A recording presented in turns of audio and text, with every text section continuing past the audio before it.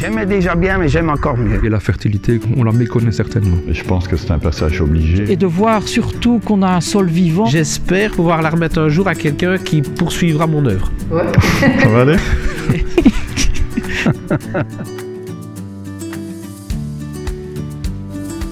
Donc la passion pour l'agronomie, elle me vient du fait que je suis tombé dedans quand j'étais petit. En fait, je suis fils d'agriculteur. Et puis, j'ai fait des études d'ingénieur agronome en parallèle du travail à la ferme avec mes parents. Malheureusement, j'ai, comme la plupart des jeunes ou moins jeunes, je suis plus tout à fait jeune, un petit problème d'accès à la terre. De ma formation et de ma carrière, je me suis orienté vers la région où on se trouve ici, en fait, vers le Brabant wallon, pour au final finir ici à la Société Anonyme Giron-Villers, dont je suis le gérant, avec une très grande autonomie de gestion qui m'est donnée par la famille de Méus d'Argenteuil. Je suis pas très éloigné du profil d'un agriculteur classique, si ce n'est que rien n'est à moi.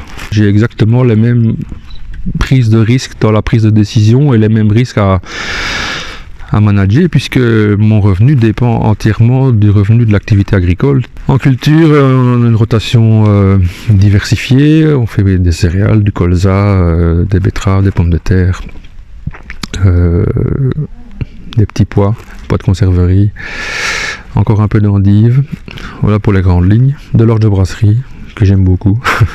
J'aime bien soutenir la filière, mais c'est une culture qui me parle, voilà.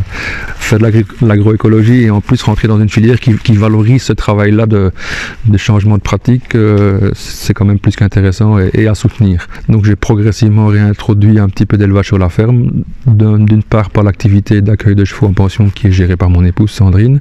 Donc on y a remis de la prairie et on a réintroduit un troupeau d'aujourd'hui 45 brebis.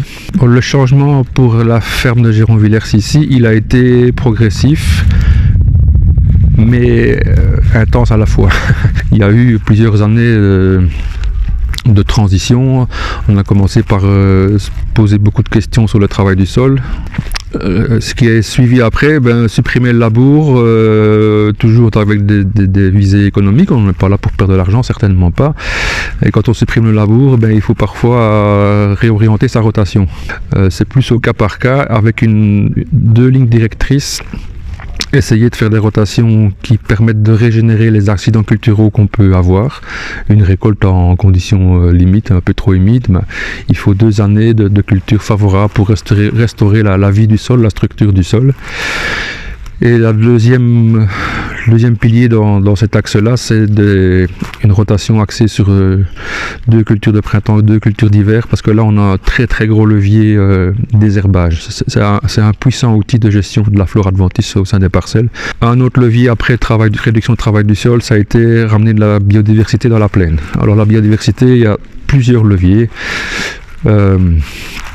J'ai poussé le bouchon jusqu'à son terme puisque je suis en plan d'action agri-environnementale pour la ferme. Ça a été fait par le biais de subdivision de très grands blocs en parcelles de surface plus réduite, par l'implantation de haies, par l'implantation de bancs d'MAE. Et puis il y a le très gros et très puissant levier des couverts végétaux pour optimiser nos pratiques, réduire le travail du sol, réduire la dépendance à la chimie, la dépendance aux engrais, qui va de pair avec le maintien de la biodiversité, puisque le couvert végétal maintient la biodiversité pour certains aspects comme les bancs d'MAE, comme les haies, mais aussi au niveau sol. La biodiversité du sol, de l'invertébré qu'est le ver de terre qu'on aime bien voir, mais aussi de la flore de champignons et de bactéries qu'on a dans nos sols, qui sont capitales pour la nutrition des plantes, ça c'est un fait indéniable. Moi je me rends compte, et l'académie n'y a pas été étrangère, qu'un des gros leviers qu'on sous-exploite, c'est la fertilité des sols. Donc oui, si je gagnais ce petit concours, ce serait certainement pour aller faire des analyses selon la méthode Kinsey, avoir un avis d'un expert comme Francis Bucaille, qu'on a vu dans l'académie cette année-ci, qui a été un de mes orateurs préférés, je pense.